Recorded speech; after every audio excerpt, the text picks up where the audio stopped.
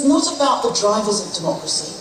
It's not about what causes changes in democratization, changes from transitions from autocracy. It's about the consequences. It's about the impacts. And in particular, on three different issues, about which there's an enormous literature, but which is very fragmented.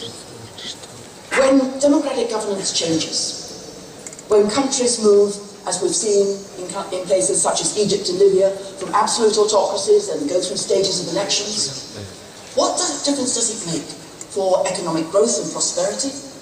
What difference does it make for human development and welfare? Basic indicators: clean water, effective development and jobs, girls' education, the spread of drugs for HIV/AIDS, and what difference does it make for basic conditions of peace and conflict? So this is a book which I'm going to try and summarize. Before I do so, however, I do want to pay a word of respect. I should not be here talking to you. It should have been Eleanor Oswald. And of course, we're very sad as a profession to have lost one of our leading lights. She was a brilliant scholar. She really led the way in so many areas, but in particular, as we all know, receiving in 2009 recognition through the Nobel Peace Prize in Economic Sciences. There is no Nobel Peace Prize for politics, an omission which I'm sure somebody here should note, but in economic sciences, and it was a tremendous surprise, I think, to many because of her multidisciplinary approach. She was far from the sort of narrow approaches which many economists adopt. Instead, she really did look at a wide variety of different ways of thinking about the tragedy of the commons. And her book really was a landmark in letting us understand that we can work together, not necessarily through markets, not necessarily through the state, but through collaboration. So I would like to pay respects to her at this event and dedicate the talk to her. We lost her too early, and it might be very important for IPSA to think about a memorial prize to commemorate her work and her legacy as one of the leading women in political sciences, but also just one of the leading political scientists that we've lost this year.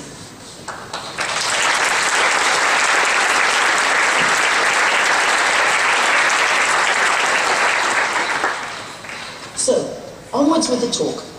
And what I'm going to do is start with theories. And there is an enormous theoretical debate. It's been going on for years and years. And really, the questions have been thought about for more than 4 decades. And we're going to look at some of the arguments by those who disagree strongly. There are those who believe that democratic governance has very little impact on broad issues of human development, and I call these the skeptics. There are those who believe that democracy needs to be promoted, and that will in turn create accountability and welfare. And there are others who believe you need to have state building. And so I'm going to go through those arguments and present a slightly different version, which says that if you focus on either democracy or governance alone, you'll fail. It's a combination of the two, which are absolutely essential in order to achieve broad developmental goals. The arguments, I think, are really important to work through. And I think the arguments I'm going to make are, in some ways, incredibly simple, and yet somehow we seem to neglect them. Because of our disciplinary focus, we focus on one thing or another, we don't bring the whole thing together. I'm going to give you a little taste of the evidence, but the book itself is full of all these dreadful multivariate regressions, which look dreadful whenever I put them up because you can't see anything, just little stars. So I'll just give you some descriptive evidence. But it's basically based on large-scale, cross-national time series econometric data, running right through to look at the changes, and some paired case studies, some narratives, to put flesh on the bones. And the argument I'm going to make, quite simply, is that democracy alone, whilst we all value it in terms of human rights, whilst we all think it's critical in order to achieve real important changes in the world, is not enough. In the words of Jacob Zuma, you can't eat democracy. Governance, which is also put forward by many others, state building, building up public administration, building up effective and efficient services is important, we all know that, but again, it's not enough. It's only when we get the two things in combination that you actually have the capacity to achieve development goals. So let's have a look at this is drawn from this book, and again, this is absolutely shameless advertising. I do apologise, but there we go. I'm in America, we advertise in America, and I'm going to basically give you a little bit of the first chapter, and a little bit of the evidence from developmental outcomes. Cambridge University Press, £15, really reasonable. Okay. Now, the core questions. The intrinsic value of democratic governance is not going to be questioned, I'm sure, by any of us in this room. We all know that we have to work very, very hard, and that many countries are struggling and people are dying on the streets in order to try and achieve this. We only have to think about Syria and the transitions which are going on there, or Yemen or Bahrain, as well as the more positive cases in the Arab uprisings, such as Tunisia and potentially Egypt, although there again is a big question. So we know that it's important. We have to strengthen parties, we have to have better parliaments, we have to have free and fair elections, we have to have an effective form of civic society and so on. We can take that for granted. The question is, what else does it do? And in particular, are there instrumental? Are there things which, if you have a democratic a regime which follows the principles of democratic governance, that you can also do much else? So the three core questions at the heart of my study are about the three dimensions that we might expect. And these are often thought of whenever there's a radical uprising on the street. What do people want? Well, they want prosperity, especially in the current economic times. We all know current patterns of unemployment in Spain and in Europe. Think about the challenges of economic prosperity in sub-Saharan Africa and a billion people who are still living in poverty. We also want to achieve the Millennium Development Goals. These are the commitments that the world has made and the world's governments have signed on to, meant to be achieved in 2015, and we're still far from doing that. So do we know whether if you have a democratic governance, you also will then get better improvements in healthcare, hospitals, clinics, schools? And the big question about peace. We're trying out elections as the first step in peace-building processes. The international community, this is the way to go nowadays. In divided societies which are emerging from conflict, what do? We have an election. Does it work? And then again, a tremendous controversy about whether this is the most appropriate first step in cases like the DRC, Sierra Leone, Sri Lanka, a whole range of other countries. So this is important for a variety of reasons. Number one is that the development community as a whole has really tried to invest in strengthening democratic governance in conjunction with national stakeholders. And this has been taken up as a new initiative. In the past, in the 1990s, for example, a lot of international agencies were basically doing public administration work. But in 2000, right through to date, the emphasis of many agencies has switched. So you see the UNDP, for example, as an illustration, now spends about 1.5 billion a year on efforts to strengthen democratic governance in conjunction with 130 countries around the world. World Bank, all of the bilateral donors, NORAD, DFID, the Canadians, and the Spanish Development Agency have invested in this area. And they are investing in it partly because they do believe that if you get democratic governance, it's not just good in itself, it actually delivers everything else. Think about the World Bank. Their primary mandate is about growth. But they believe that if you get good governance, quote unquote, then you'll get eventually growth. It's also timely to look at these questions because of the 20 years of developments in the third wave era. Obviously the period which started very much in the Mediterranean with Portugal and with Spain in 1974, spread throughout and expanded in the 1990s following the fall of the Berlin Wall, and now of course the most recent wave in the Arab uprisings.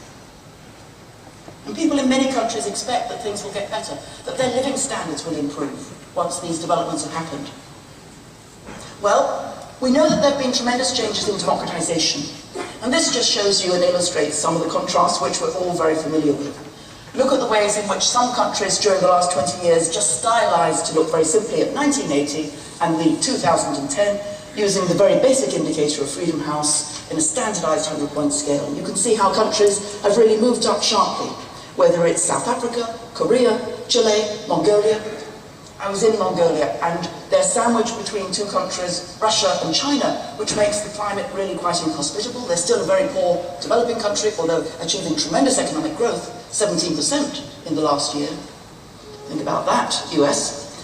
But does it actually mean that the democratic governance of which they're very proud and of which we should all be proud is actually delivering other benefits? Or is there sharper inequality in South Africa, in Turkey?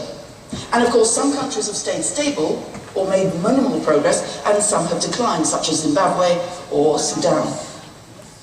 So we've got the dynamics of change in democratization that we can now look back on. 20 years worth of change. And we also have some developments in human development that we can also contrast along similar lines. And immediately what you can see by just looking at, again, a selection of countries, just at linear trends during the same period using the Human Development Index, which combines education, literacy, longevity, and per capita GDP, is that clearly success cases for economic development like Korea have moved ahead substantially. Again, at Chile, absolutely. China, El Salvador.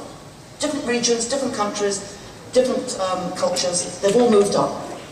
But again, at Liberia, think about the changes under Professor Ellen Sirleaf and the tremendous improvements which there have been as she came in and hopes that that democracy would deliver.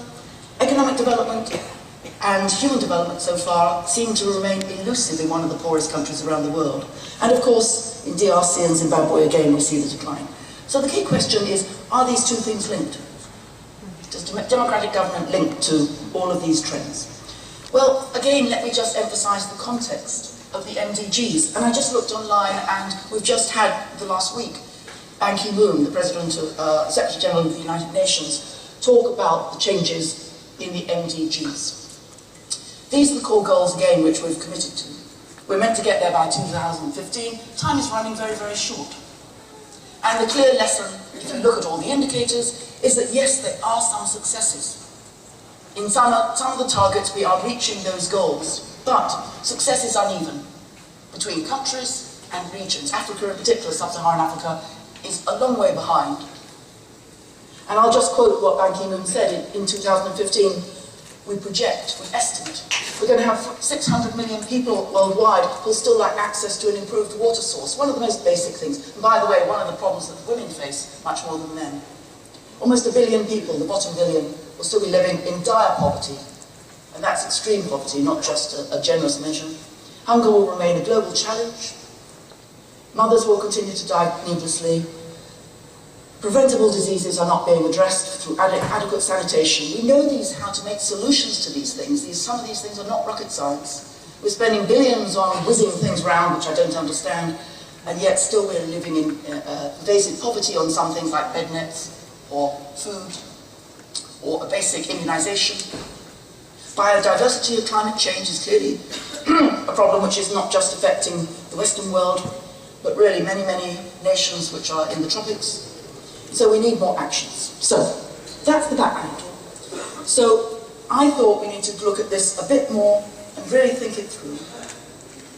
And I came to this, by the way, when I was working in the UNDP. And I really didn't want to write this book, it has to be said. I didn't feel comfortable writing this book, but I felt somehow we had to look at these issues again. Why? Well, a lot of the research is very inconclusive. I can give you 10 articles which say yes, human development, such as schooling, does improve through democratic governance, and I can give you other articles which say no. So there's no consensus in the profession. And what happens is that we're divided, so we're always looking at different types of dependent variables. International relations is looking at peace and conflict. Welfare and development economists are looking at issues of MDGs and human development, and those who are interested in other issues about how we create democracy and democratizations in political science are looking at other issues again. So we need to bring this together, and we need to develop our theories and develop our concepts. So let's think about what we're going to argue. Well, I'm going to say that there are these alternative positions, and I'm going to stylize them. Obviously, there's overlap. Obviously, these are very good theorists who really understand there are different patterns, which they're not purely in one camp, but nevertheless, there are these views. So what causes prosperity, welfare, and peace? Well, the first argument is those who are skeptical about any aspect of governance, democratic or non-democratic.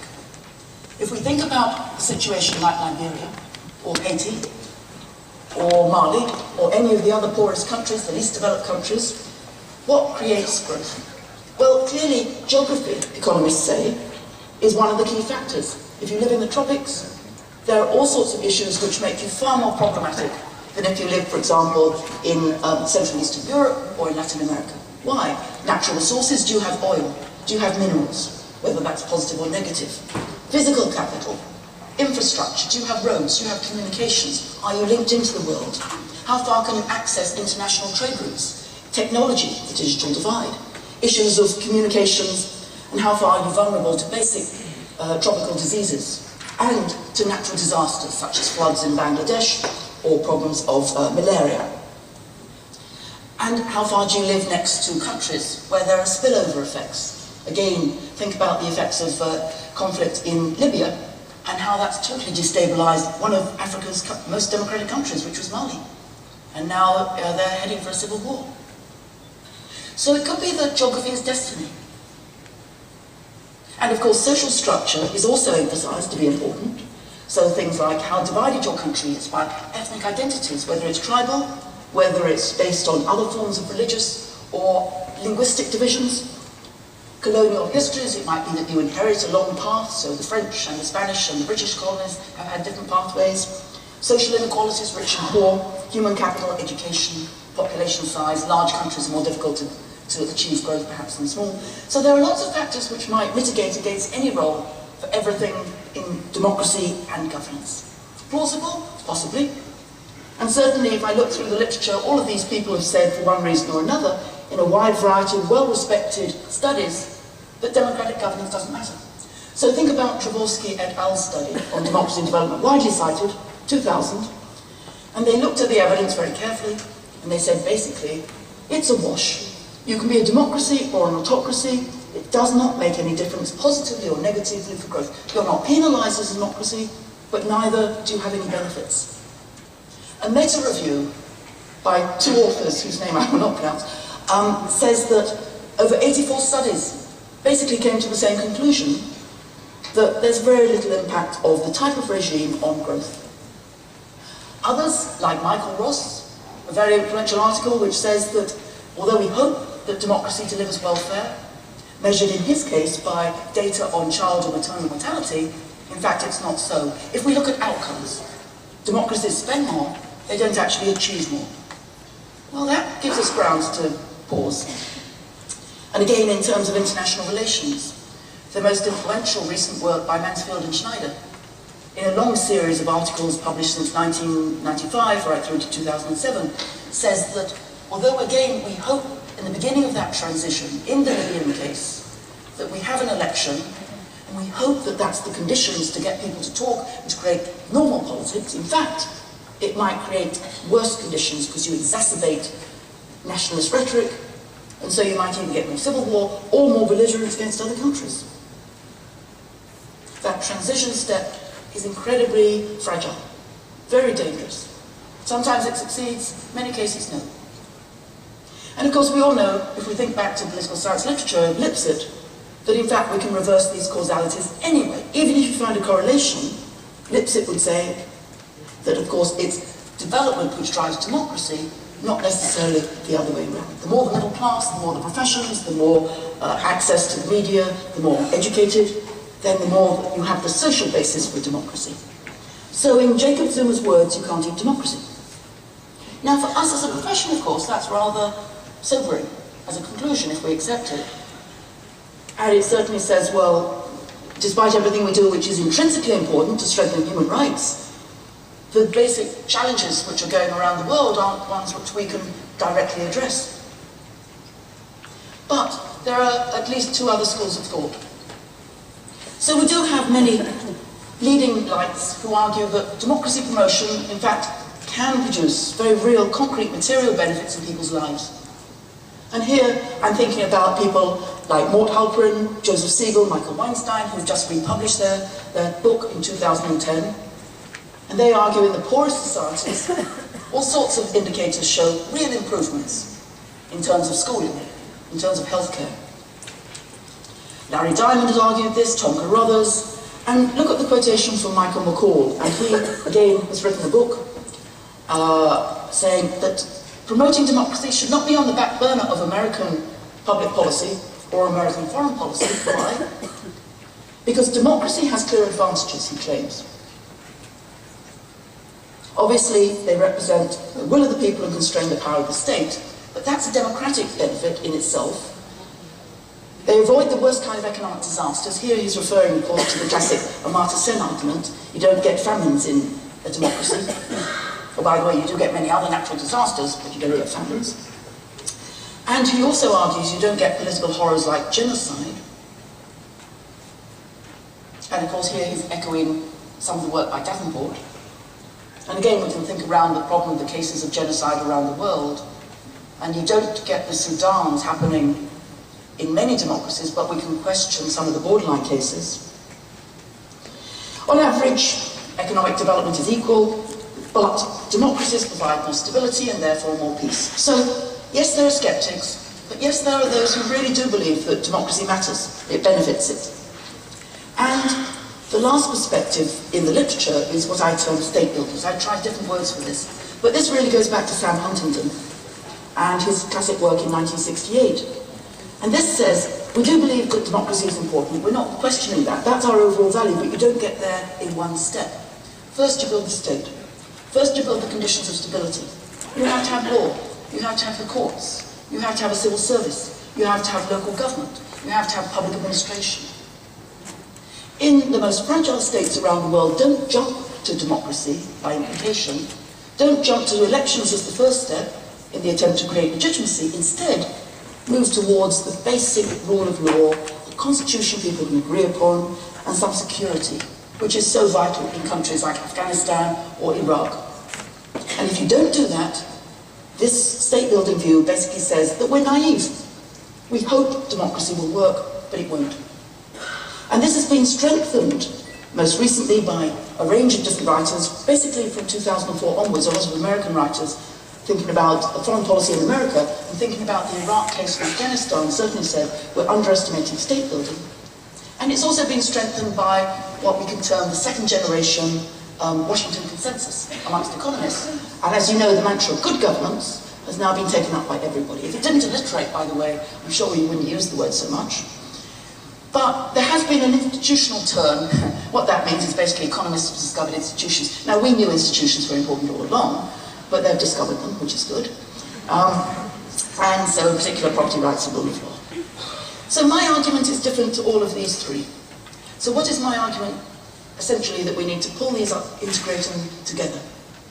These are a false choice, but there are trade-offs. Agencies will often focus either on democracy or state building. They have different functions. But instead we have to really reintegrate our understanding of both of these simultaneously to achieve this. Why? Because liberal democracy provides accountability of your leaders. If you don't like the leaders in North Korea, if the economic performance is dreadful, if people are starving, you can't do anything about it. If there's democratic accountability through the usual democratic channels of elections which are competitive, of parties which are effective, of parliaments which check the executive, and a form of media which is free and human rights, then you can hold them to account for any failures. But you have to have bureaucratic governance as well. And by the way, I'm going to use the word bureaucratic governance because governance is so badly defined, and I know that most people don't like bureaucracy, it's got a bad rap, as we say. But I think it's absolutely vital in many countries which haven't got those basic conditions. Why? Because you can elect as many politicians as you like in a Benin, in a Ghana, in a Mali. If they have no capacity to deliver, you're electing people to fail. You're electing people to make promises. You're electing people with the best will in the world, perhaps, who are highly accountable, perhaps, but they cannot make roads themselves. They cannot make infrastructure. They do not create jobs. Elected politicians do not do that. So when you get both of them together, my prediction is you're likely to get the best impact. And one or the other is going to fail. Liberal democracy by itself doesn't deliver. Good governance and bureaucratic governance can be fine. Think about China. Think about the immense improvements in people's lives. But again, there's no accountability, so there's no guarantee that you're going to get effective development, which is for everybody rather than for the few, and that the money goes to the public and not to the elites. So think of it like this, as my argument goes. You've got all of these stages in the public policy process. So you have public demands, what they want in different countries, and people do want the basics. They want education for their kids, they want clean water, they want healthcare, of course, they want jobs, that's their priority, they want security on the streets. If they can then connect with accountability to their executive and legislators through democratic channels, then they can get democratic accountability. And if those politicians don't deliver, throw them out, bring another lot in. But unless you also think about the link between the executive and the public sector, and also therefore have strong governance capacity, resources, training, skills, technologies, ways to make things work, ways to implement problems, unless those two things go hand in hand, it won't work. Then you get policy outputs, then you get policy outcomes, and it goes back, etc., etc. So any one of those chains breaks the chain of effectiveness. So how do I test this argument? How do I know whether it's true? Well, here it gets a little bit bogged down in heavy stuff, so I'll try and avoid that. All of you who like econometrics, I'm going to try and just put you over in nice visuals. But first, let's just think about my conceptual typology. Now, I know some have warned us that we don't need yet more conceptual typologies, that we have a lot of adjectives against democracy and so on. But let's imagine a nice, classic 2x2 typology, because we all love 2x2 typologies in comparative politics.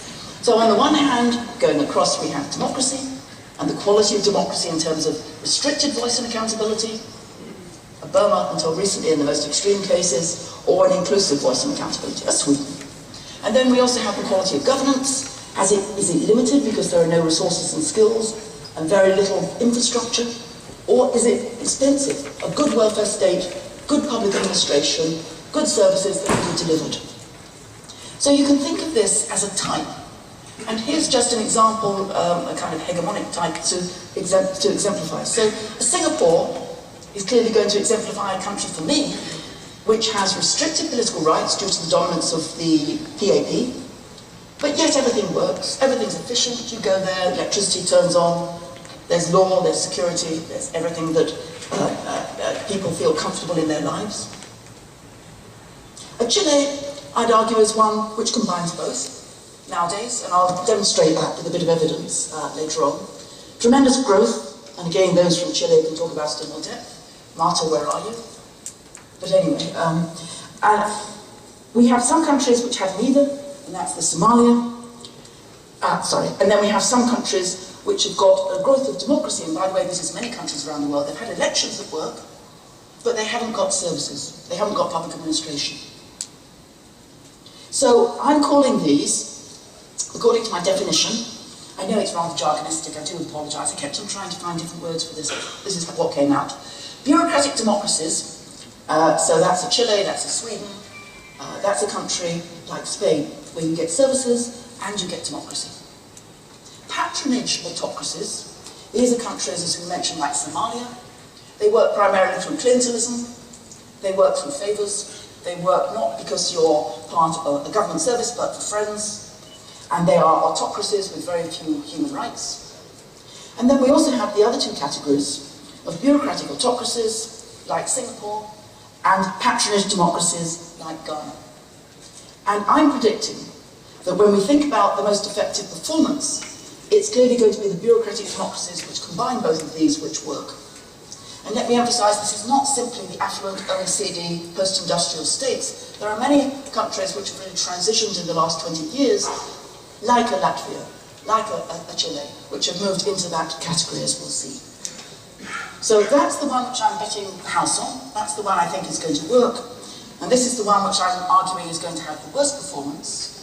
And the other two are going to be mixed, because the other two depend on other dynamics. For example, if you're in China, which I see as a bureaucratic autocracy, you get services, but debate is limited, human rights are limited. That depends on the will of the elites. They want to deliver things for the public, they can do so, they have the capacity. But if you live in a plutocracy, where the leader basically pockets the money, then nothing will happen. And a patronage democracy is also problematic because it's patchy. In this type of democracy, you have elections and you deliver to your followers, but you don't deliver to everybody. It's not universal services. So I'm going to just define these and measure these. And I do this first with the concept of governance. Governance is the most problematic. And if Michael Coppage is in the... I don't want to end it, thank you. Is Michael Coppage in the room? Anyway, we had an APSA task force that really tried to think about how we measure governance, and what we quickly discovered, it was made up of the great and the good in the American political science profession, is that most of us hadn't a clue what we meant by governance. And we certainly didn't have much of a clue how we measured governance. It's a sad indictment of the profession.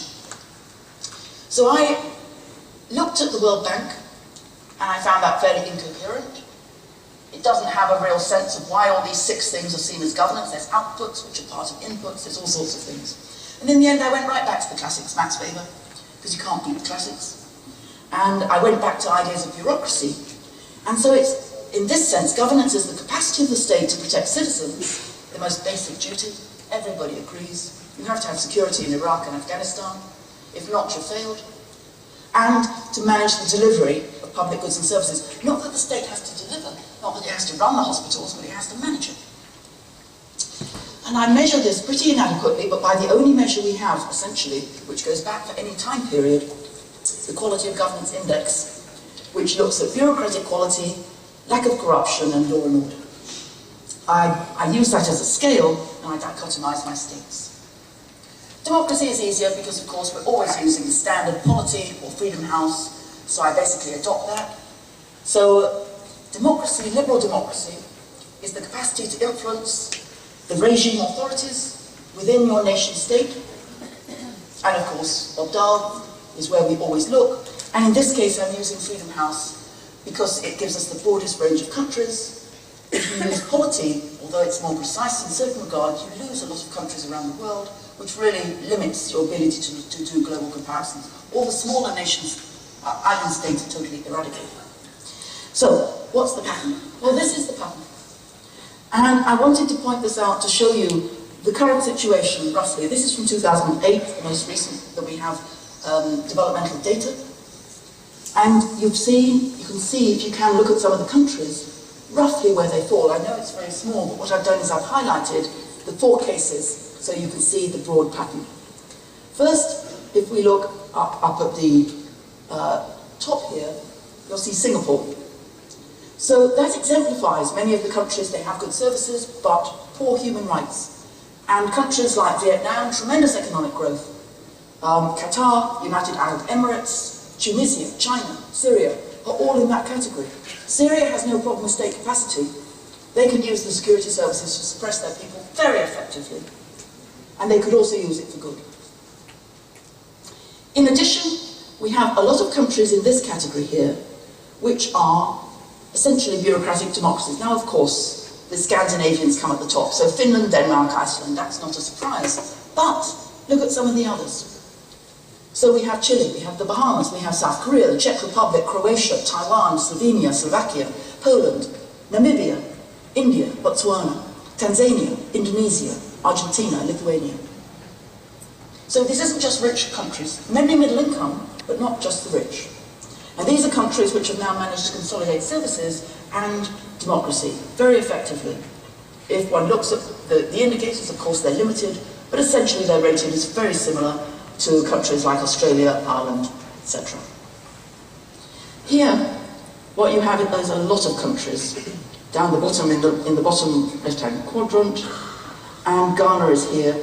These are the countries which have moved ahead with elections, which is great, and to some extent with parties and parliaments, which is great, but they have very little capacity to deliver in terms of public services. And here we have countries from Mali, which we've just seen to be overturned with a coup d'etat, Paraguay, which is also under threat, as we've seen, Liberia, Nigeria, Kenya, Venezuela, Senegal, Colombia, Albania, lots of different countries, Nicaragua, Guyana, Bulgaria.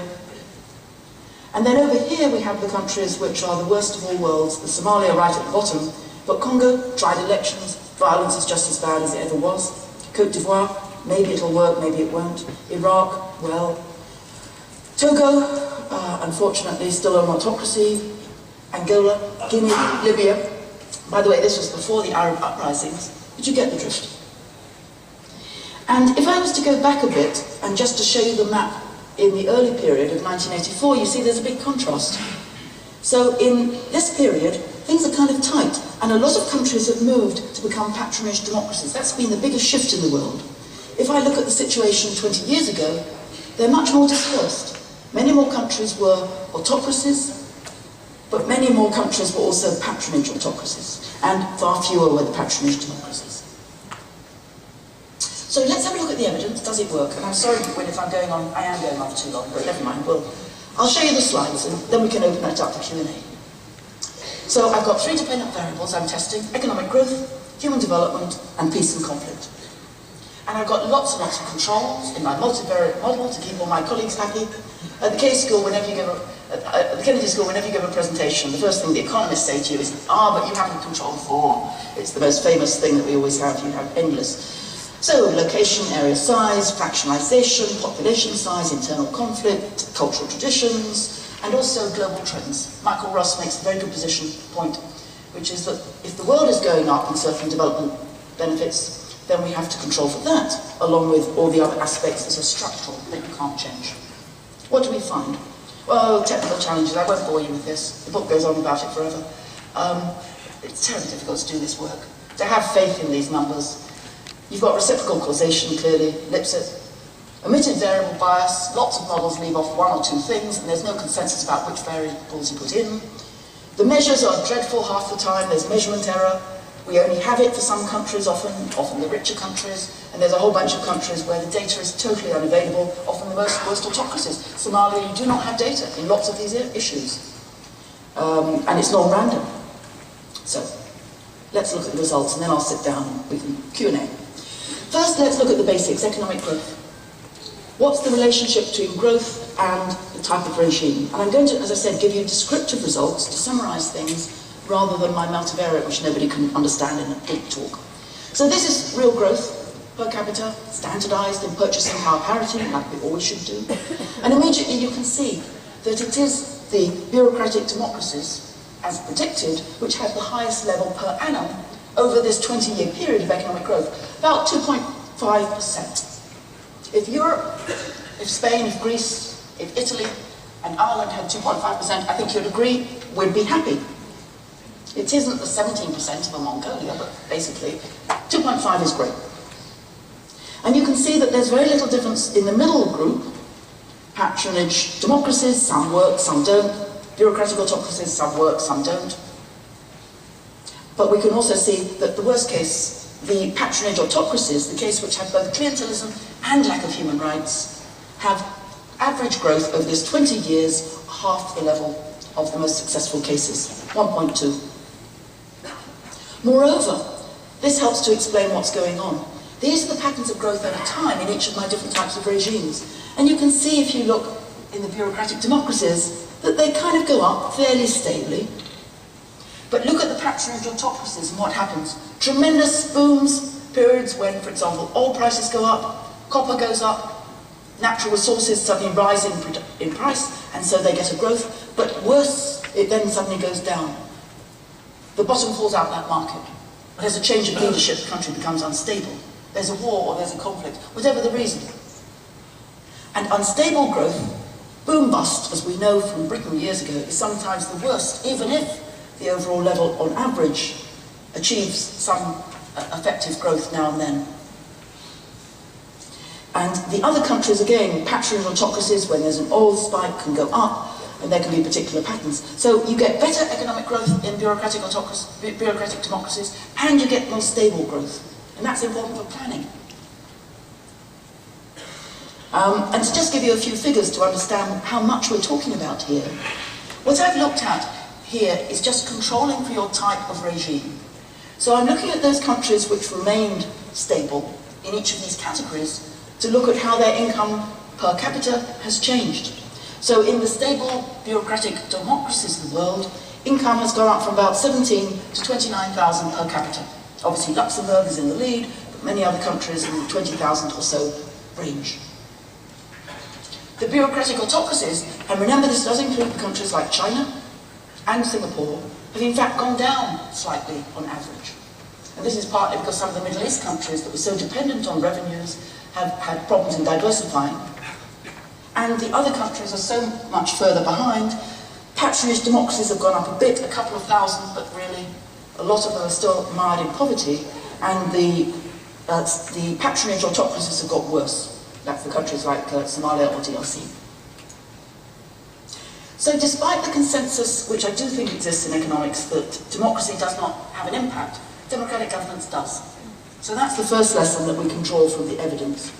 And this is just to show you, I put in lots of controls, I do multivariate analysis, I'm doing panel data, cross-national, time series data for everybody who loves that, with panic-corrected standard errors for everybody who loves that.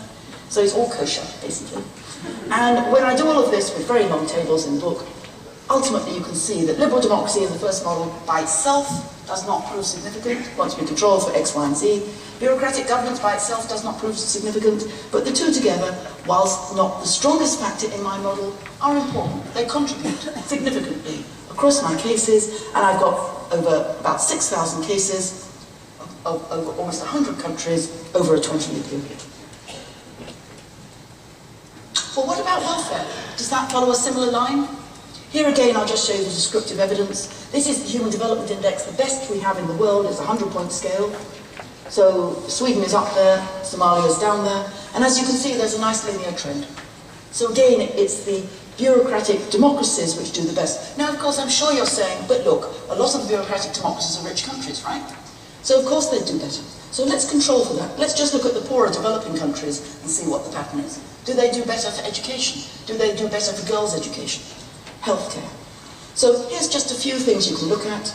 And what I've done is I've picked different MDGs because they're the best that we have some data, even though there are immense problems of missing data here. And again, this is the mortality rates. So the higher the rate, the worse it is for the under 5s with children, which we actually have got good data on because we count that quite carefully. And this is just developing countries, defined as those in the world with an income of less than 10,000 per capita. So quite generous, but basically middle to low income. And immediately you can see that we've got rates of mortality which are half in the bureaucratic democracies, which combine public services and democracy, to those in the patronage autocracies, with the other countries in between. And it's a consistent story. A lot of the articles only use one developing indicator, but look at this at educational opportunities. This is how far we can get girls and boys to school. It's the most basic investment we can make in a society in human capital. And here again, we can look at this as the gross level of both male and female enrollment since 1984, and we can see again that we've got substantial disparities, and it's the poorer countries which are democracies and with services that count, and the poorest countries with patronage countries and autocracy, which are far worse. And gender equality is also something which bureaucratic democracies are better at, and here's one of our basic measures, which is about education. Do girls have opportunities in school? Investing in the next generation of women and women's leadership. And again, just in developing countries, and you can see that in bureaucratic democracies, we're almost there. It's one of the success stories of development. 97% enrollment of that age group. In the worst patronage autocracies, 81, far worse as a ratio. And lastly, and then I'll just conclude and sit down, the conflict. I'm not going to talk about this in detail. There's a chapter on this which looks at this using the PRIO armed conflict data set, but this just shows you some of the descriptive evidence of internal war, domestic wars, interstate wars, internationalized wars, and so on. So this is for the IR folks in the room. And of course, as you would expect, patronage autocracies have by far the worst internal conflict. These are the countries which are falling apart. Sometimes we call them fragile, sometimes we call them and a variety of other as failed. In the UN, you can't call them fragile or failed, you call them special circumstances. But nevertheless, these are the countries which are in some ways the red spots on the globe. Patronage democracies are also pretty bad in terms of internal conflict, that's the black line. And you can see bureaucratic autocracies and bureaucratic democracies do much the same. Why? Because if you have a good state, you also often have a good army, and often you have good security forces.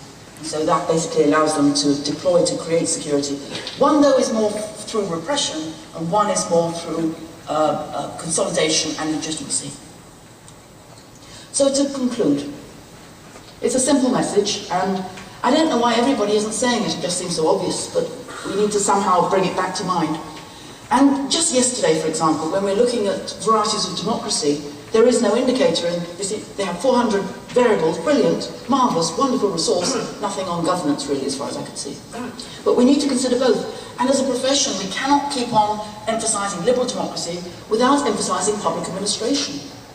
Now, there is some new work coming out, in particular Francis Fukuyama, who's taking this very seriously and developing new measures. Jan Torrell and Bo Rostein are both developing new measures of bureaucracy, so we're getting better, but we're not there yet. And even with multiple controls, bureaucratic democracies simply have the best record across most of these things, while patronage autocracies have the worst. But I should warn you that I've left off a lot of the qualifying. There are a number of areas where it's not such a consistent story, where certain indicators, there doesn't seem to be a tremendous advantage, or there are problems. And in particular, those policy areas where we can have technical fixes. For example, you want to get rid of malaria, you give people free bed nets with insecticide, and we know that works. You want to get rid of some child mortality, you give people immunisation. On the things which we know how to do, then bureaucratic democracy can deliver.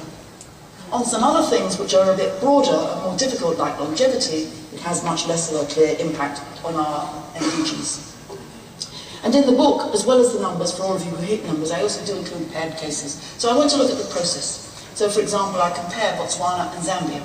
Two divergent cases in economic growth, two divergent type of regimes, but similar in their region. I compare Haiti and the Dominican Republic, two countries sharing the same island, one immersed in poverty with no capacity, wiped out by the recent disaster in Haiti, but also always weak. Dominican Republic moving up into middle income in the Caribbean. Haiti remains the poorest country in the Western Hemisphere. Dominican Republic is middle income, on the same island. And I look at other cases as well, which are paired, obviously cases like North and South Korea.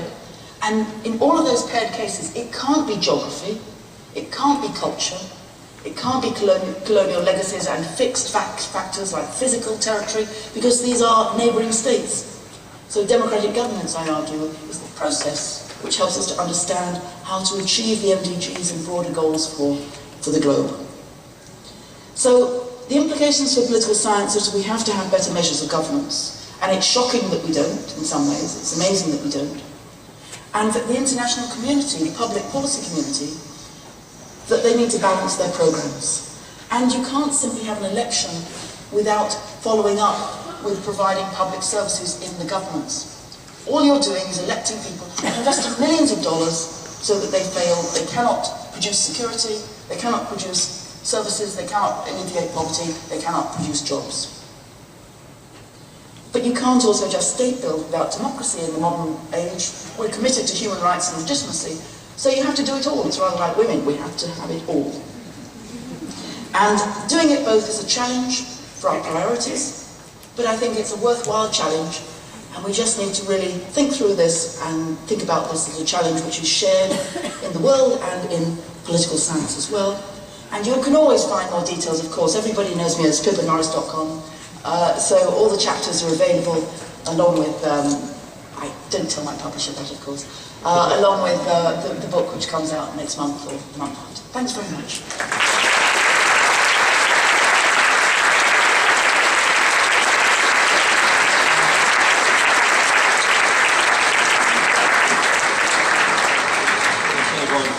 Very much, Pippa, for a very powerful message and well supported by lots of evidence. Now we have roving microphones around the hall for those of you who want to ask questions. So who would like to ask a question first? Yes, there's someone over there. Could you please identify yourself when you speak? Hi, Sarah Madison from the University of New South Wales. I had a question. I've just completed is that on? No? I've just completed fieldwork in South Africa and Northern Ireland, so I'm wondering where you would situate those states that are post-conflict and democratic to some extent, but in both of those cases I would suggest that there is not actually a political alternative to the regime that's in place. So I'm just wondering how you would categorise those notionally democratic post-conflict societies where perhaps the fear of returning to conflict has become an overriding desire, perhaps more than other development goals, and where you would situate those particular types of cases. Okay, we'll see if there's one or two more. Yes, there's one just here. Joyce Mushaven, University of St. Louis. I'm a little bit curious about your definition, or working definition of economic growth. There's Wall Street growth, and then there's median income growth. There's not only delivery of services, but there's distribution of services. The real problem with all these aggregate data, as Mark Twain used to say, if I have 1 foot in a bucket of boiling water and 1 foot in a bucket of ice water, statistically speaking, I'm comfortable. So that's the problem with these aggregate growth measures. Okay, we'll take one more question. There's one down here, please. Over here, if we can get the microphone.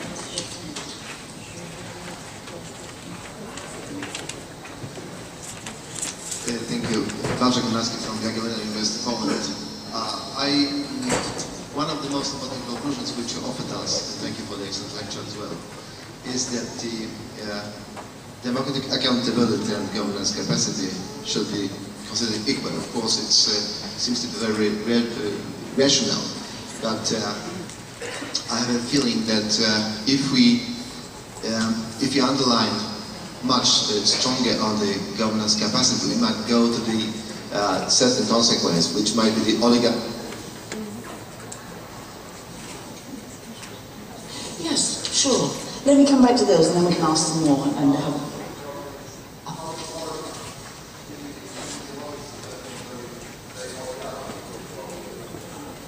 can't quite catch that last question. But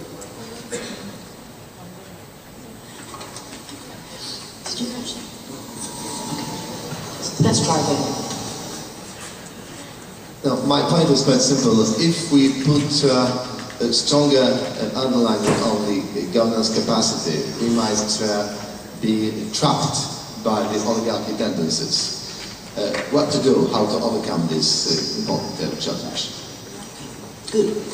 Well, let's go through those. Northern Ireland, obviously really important post-conflict because it does seem to have achieved both. On the one hand, clearly by bringing all the participants in the Good Friday Agreement, and then of course making all your politicians run sewage and schools and have to listen to complaints from your local community. It's really made everybody part of the democratic community. But at the same time, I think tremendous economic growth in Northern Ireland has been part of that result. If one looks at patterns of unemployment before and after, and then a variety of other indicators as well, I think that both of those seem to have gone hand in hand. So in many ways, although clearly an affluent country, a post-industrial OECD country, Northern Ireland exemplifies both of these factors going hand in hand and the importance that one can do that. But I very much welcome studies that looked at this more empirically and tried to look at the trends just within that particular case to see at what stage did economic growth take off, or what part of the peace process did it seem to succeed. So one can start to disentangle the processes which are going on. And that very much relates to the second point about disaggregation. I couldn't agree with you more. We obviously have to disaggregate because rural and urban, rich and poor, women and men, all have very different patterns when it comes to their lifestyle and their living standards. Unfortunately, when I looked in the MDGs for good indicators which I could use on patterns of economic inequality, it's amazing how poor they are. You look at the World Bank, you look at the UNDP, you look at all the different international sources that we're monitoring, and the Gini coefficient is only really there for OECD countries. In nearly every other country, we have nominal measures of poverty, living on $1 a day, etc. But even those are not particularly accurate, and even those are missing in many of the cases that are most important because they're the poorest countries. The poorest countries don't necessarily have the government capacity to run a census or a household survey or to really have national statistical offices which can on a regular basis monitor these sorts of patterns. So economic growth in itself, GDP, as we know, can go up, but economic inequality simultaneously goes up, and that's been very much the pattern of the 1990s and of 2000. UNDP has done something towards this by revising and changing the way that it thinks about human development. And the most recent report by the Human Development has really moved forward to try and say disaggregated analysis is what we need, so we can understand poverty and inequality within a country as well as across societies as well. So I very much welcome that. And the other lovely thing is, which I can contribute on this, is that we also have a very good measure on lived poverty that we've introduced into the World Values Survey for the first time. So we've been looking at economic insecurity and human insecurity as part of our agenda with Von Engelhardt. So in the latest wave, the 6th wave, we've stolen from the Afrobarometer a 6-point index, and it's all about your poverty in your life. So it's things like, did you have a hot meal today? Was clean water available in your home? Was the electricity supply reliable, etc., etc. So when the data for that will be finalised with 60 countries in another year, again, we can look at some of these issues across a wide range of different countries in the World Values Survey, but not at the level of country, but very much at the level of groups, of sections, of individuals, and a wide variety of identifiers. But against that, it has to be said that for this particular project, the nation was in fact, in some ways, the most appropriate because we're looking at the impact of national government structures, our measures of democracy are national, our measures of state capacity are national, and so you want national averages. But clearly there are many other ways that we can pull all of this apart and investigate it amongst sectors and amongst groups that I think will be very, very valuable. We know that groups are very unequal. Gender poverty women's poverty is tremendous. Poverty in rural areas. If you think about China, think about India. Think about the contrast between Bangalore and some of the areas in the poorer areas to the north. And immediately we know that the global average only tells us, the national average only tells us a little bit about what's happening in India or any other country. Thank you. So further questions? I think there's one here at the front, another one there. I can see one at the back. It's okay.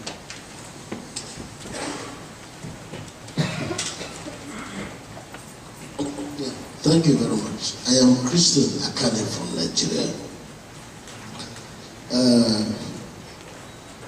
In your suggestion, in making democratic governance work, you suggested 2 things. One, democratic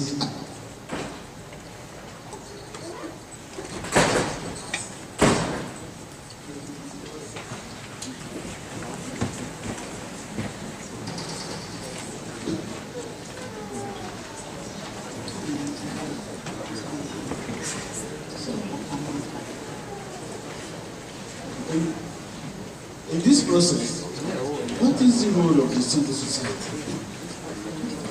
Okay, we have another question over here, please. Just to get the mic to over here.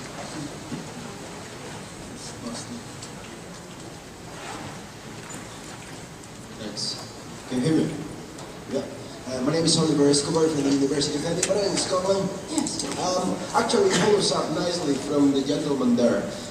In the story you tell us, it's a story of a democracy made of technocratic elites that sort out the problems of the world. And I want to ask as well about the role of citizens and how would you fit some of the emerging empirical findings about deliberative and participatory democracy onto your theory and your clinical work? Thank you. And the next question is as well towards the back in the middle. I think the person who's holding that hand in the middle there, about 4 rows from the back.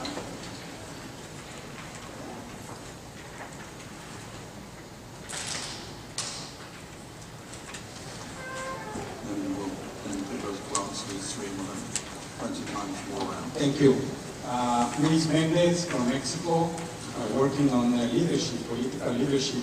And then I have a question on that. Okay, I agree with you, and I think the research is very important, and I hope the World Bank listens to you and works on both sides of the equation. But my question will be, how do you get from one place to the other?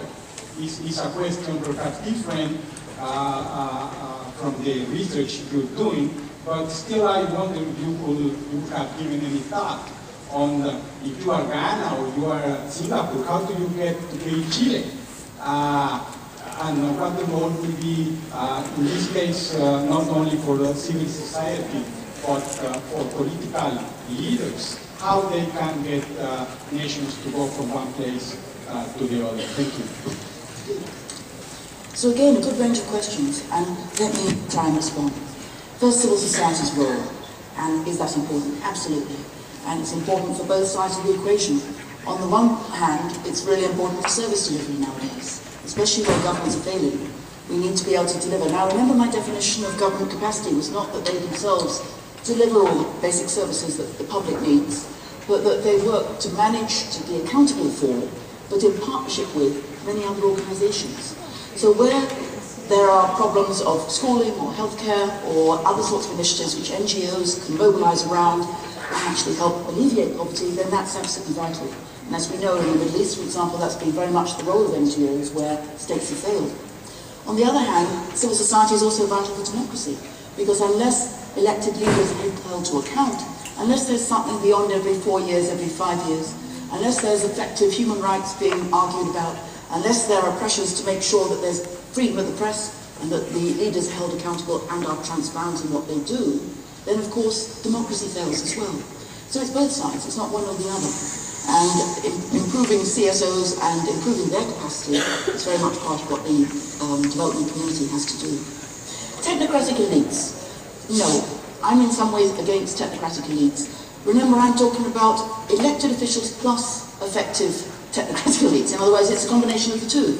I don't want simply somebody going in paternalistically and telling the country this is the way to run the economy, nor do I want technocratic elites in those countries, such as Rwanda, to really just manage things without that much democratic accountability. I don't have that much faith in technocratic elites. We know sometimes they can get the right answer, but all we have to do is look at the current mess in Europe, on the euro, to know that having faith in technocratic elites is not really the best answer in any way, shape or form. Why did I focus on liberal and not participatory democracy? Participatory democracy is really exciting. Lots of developments, obviously in Brazil, participatory budgeting, but also things like social auditing in Pakistan and India, and many other initiatives in countries which are really trying to improve directly the voice of citizens in their own lives. What we can't do, however, is of course compare that across different countries. We have a lot of case studies. Case studies are building. But again, Michael Coppage in the project which we're doing on varieties of democracy is going to try and create at least some indices, but they still won't capture what's actually going on the ground, because this is very much a community thing. It's a local thing. It's within your village, your town, the place that you live, your neighbourhood, that you're creating a water project, or you're improving the environmental clean-up of a river, or you're improving a battered women's shelter or something like that. And I'm afraid you just can't capture that in our data. So I obviously believe it's important as one of the innovations, and it's also a great innovation which shows how we often think that democracy is something from the West that you export. No, democracy nowadays, innovations in democracy are about developing countries that we then learn from and then import into Western countries. So it's a really important and exciting area. Social media, another like that, where we can learn what's going on. How do we get to both? And does will the World Bank listen to my admonitions? And the simple answer is no, because the World Bank can't. Its hands are tied by its mission. In the international development community, you've got lots of different agencies, the multilateral players at the UN, the NGOs and the international NGOs, the national governments and stakeholders, and they each have a different goal and mandate. So on democracy, you will have the agencies International IDEA, IFIS on elections, Interparliamentary Union, and a range of different NGO civil society organisations working on that. Amnesty International, Human Rights Watch. Democracy is their mandate, so that's what they'll do.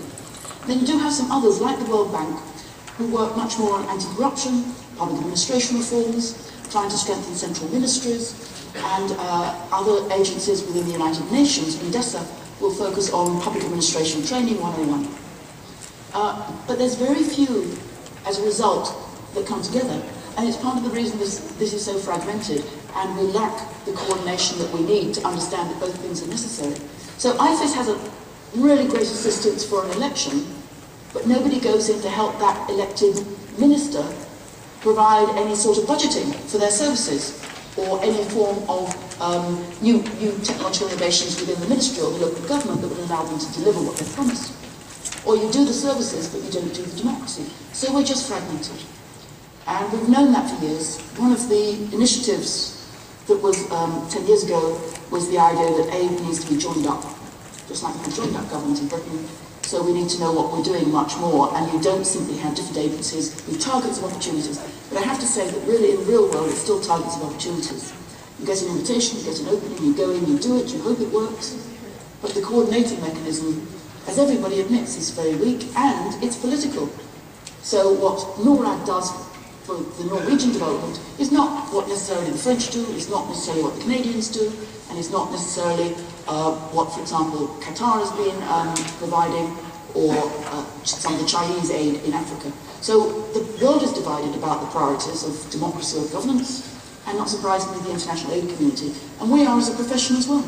So there's a fragmentation, and that's why I'm trying to create an umbrella to say both hands need to be clapping to get this working. Good, okay, so first of all, recognise the gentleman just there, please.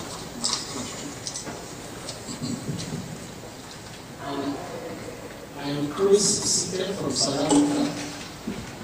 I just want to know your view on the role of the human factor in the equation between democracy, governance, and development.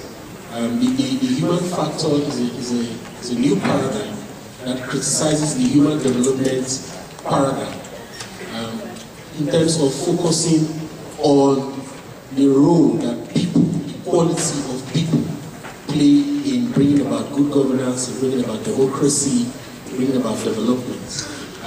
Thinking is that the spectrum of positive traits, care, love, hospitality, honesty, these are important virtues that people should have, and that the absence of these virtues leads to human factor decay, which have negative consequences for democracy, for governance and development. So my question is, when are we going to start looking at this, the human factor, especially given that some of the problems we have as a result of human factor decay? Second question here. Third one over there.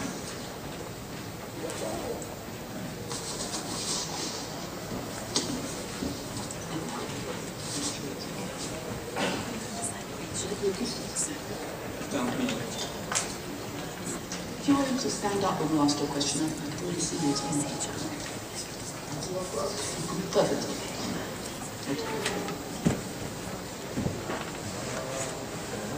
Hello, it's working. Thank you, ma'am, for an excellent exposition of the inter-world view of democracy. Would you like to consider one of the elements in the private sector corporate world? There's something called corporate veto. The term called corporate veto, because they overpower the bureaucracy and also the politicians. And the government becomes absolutely handicapped, hostage to the corporate world. And that creates a lot of problems for the democracy to function. And they can even overpower the bureaucracy. So have you considered this variable in your thesis? Thank you. I'm Dr. Amin from University of Malaya, Kuala Lumpur. Okay, there's a third question just here, and then I've got someone over on this side, and then yes, you come later in the queue. Sir, I'm Arunodaya Bajpayee from India. My question is about China's economic development. I think under your fourfold categorization of the political regimes, China falls in the category of bureaucratic autocracy. But in the last 30 years, it has recorded tremendous economic growth. I think one of the highest in the world. How you will explain it? On the other hand, India is a political democracy or a federalist democracy under your classification. But its growth is less in comparison to China. Still further, in Western Europe, many of the countries fall under the category of bureaucratic democracy. But in the last 4 or 5 years, they have recorded sluggish economic growth, and now they are facing financial crisis. How you will explain it? And I think we'll just take on the fourth question over here. Thank you. Thanks very much for your presentation. My name is Nicola Pratt, University of Warwick. I just wondered if you could clarify when you talked about the pairings, and it seemed to me that you were explaining the difference between the two countries on the basis of one had democratic governance and one didn't.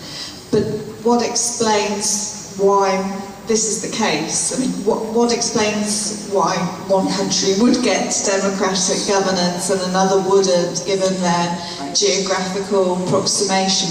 And perhaps also it's important maybe also to think about this in terms of the possibility of rollback. You know, what causes a democratic governance rollback, and there has been obviously some discussion about that in the context of the current economic crisis. Yes. Thanks. Well, let me start with you actually first and say, obviously what you need is my other book, or one of my books, which is Driving Democracy. So political scientists always want to know what causes democratic governance, when can we get it to work, is it the type of structures, the institutions, the constitution, levels of participation and so on. But in this book, so that is in some ways some of my previous work, and indeed much of my previous work has been on the drivers of democracy, cultural, social, institutional. But in this I wanted in some ways to address my colleagues both in the UNDP and in the Kennedy School, which is multidisciplinary, because I'm always being challenged. I talk about the importance of democracy, and I talk about it and how we get there, and a lot of my economists, a lot of my management colleagues, a lot of my colleagues who work on development, more narrowly on science and technology, it doesn't connect to them. Because all the time what they have, in some ways, is what you might term a different dependent variable. What they care about most passionately is the environment, or science, or growth.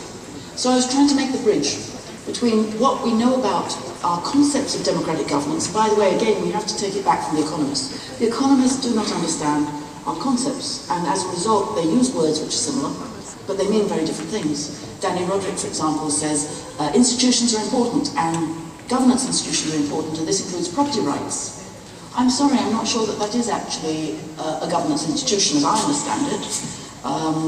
It's something else, it's another set of values which are important, but it's not necessarily anything central to my understanding. So I'm simply saying here, does it matter? That's the simple question. And as a result, I strayed into lots of people's territories. One of the reasons I felt uncomfortable in writing this book is suddenly I found myself launching into IR and launching into economic development and welfare economics. But somehow I think we need to make those bridges if we're going to be persuasive. For advocacy purposes, if you're an agency and you're defending your turf and your budget, saying we can't simply focus on these other aspects of the work of the United Nations, democratic governance matters to everything else that you're trying to do. But it also matters intellectually to make these bridges outside of our discipline, so that's why I looked at that for this. In terms of, I think there was a question about governance in particular in terms of the current financial crisis, and there are all sorts of factors which will lead to prosperity or recession. I'm not in any way suggesting that democratic governance is the magic bullet, or that it's the only factor. All of the economic structural factors are absolutely important as well. A country which has natural resources can either use it, as in Norway, or waste it in terms of social inequality. A country which is geographically located away from the trade routes can either try to develop those through communications, or it can remain fairly isolated. So all of those structural conditions, I'm not disputing, are really important, and countries are often fixed in what they can do. They're born with a particular geography, they're born with a particular social structure, and it's difficult to change. But for the international community, we can start to strengthen democratic governance. We know some of the ways to do that. We know some of the ways that work and some of the ways that fail. So what I'm proposing here is not simply a one-trick solution, but it's certainly in the public policy world one of the ways that we can intervene. You know, there are many factors in any explanation, I always tell my students. Only some of them can you ratchet up. But democratic governance, if we get it right, through basic public administration, through important issues of strengthening parliaments, elections and parties, and civil society, we know quite a lot about that. And then it does lead ultimately to many other goals as well. Okay, so there's a question here, and there's also one here, and then one there.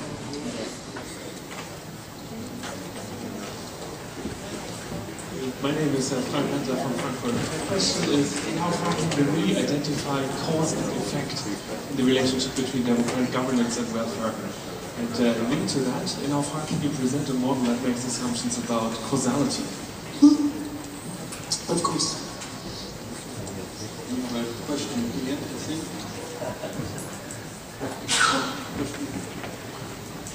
Patricia Springborg, formerly of the University of Sydney, now of the Free University of Bolzano, not Botswana, Bolzano.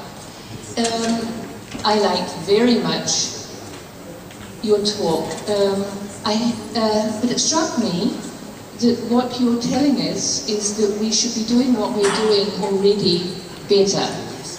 And it is, of course, very liberal democracy focused. Now, I liked very much the question, how do people get from patronage autocracies to bureaucratic democracies? It's hard to find a process story in the talk, but of course, if you're using data, it's always after the fact. But my question is, we can do not much, or not so much to help the patronage autocracies, but we could certainly do a lot to persuade the bureaucratic democracies to do a better job. And aid is not the only thing they're doing. A big missing factor is that the poorest nations these days are being dealt with by drones. And then there's a question just back there. Just back. So halfway.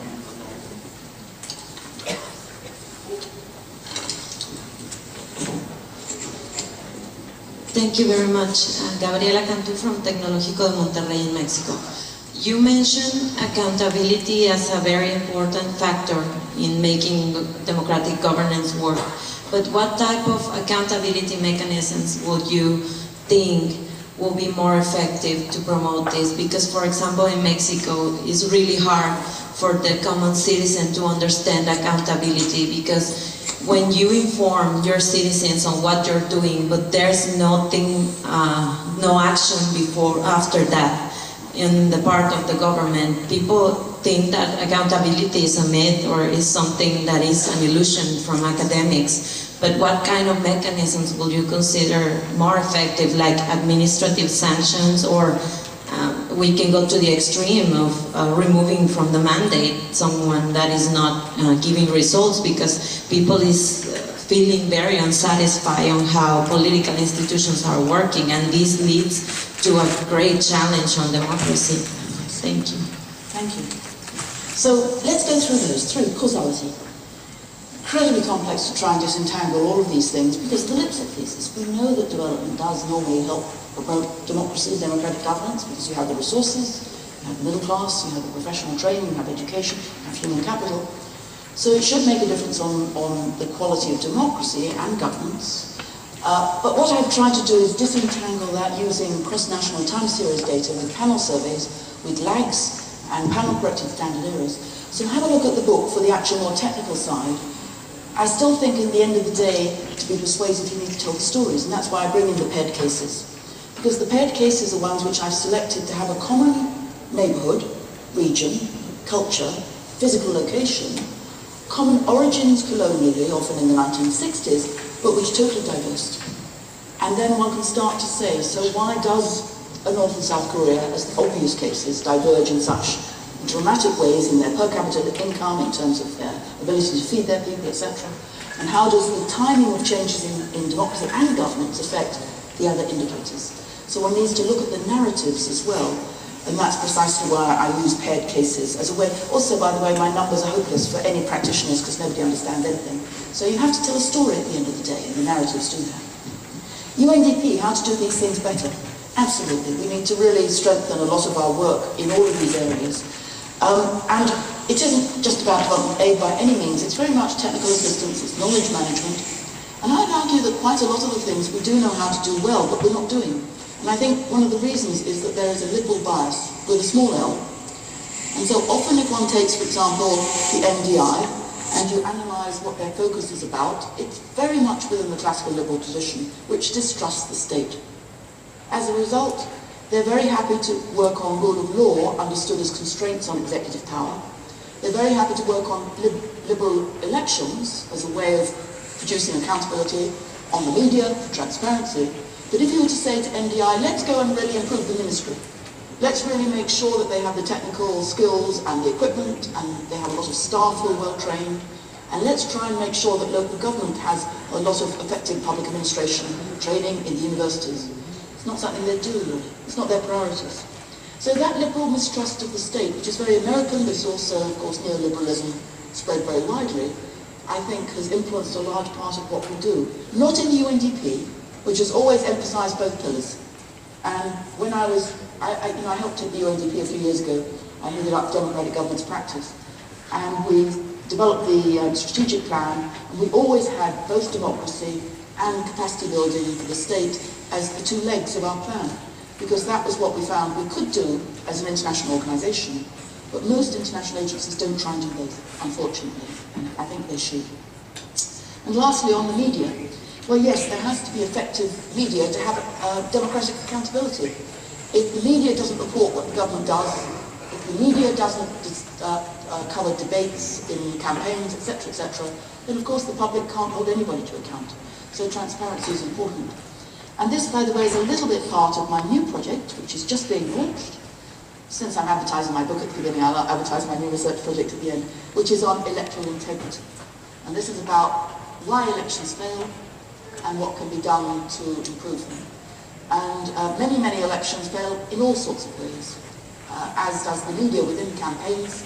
And the new project is really to identify the most important strategies and the nature of those types of problems. I think we're losing our audience. Yeah. I think now might be an appropriate point to bring things to a close. I mean, Pippa's someone who always asks big questions. Now, it's also, I understand, Pippa's birthday. Oh, yes. So we can all sing happy birthday. I'm very pleased to present you the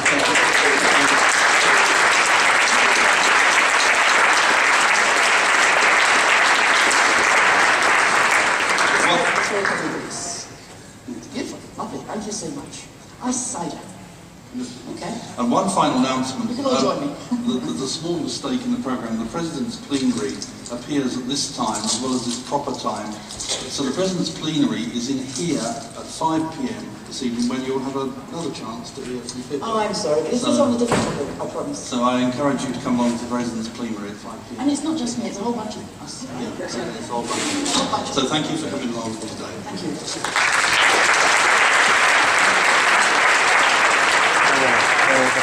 you.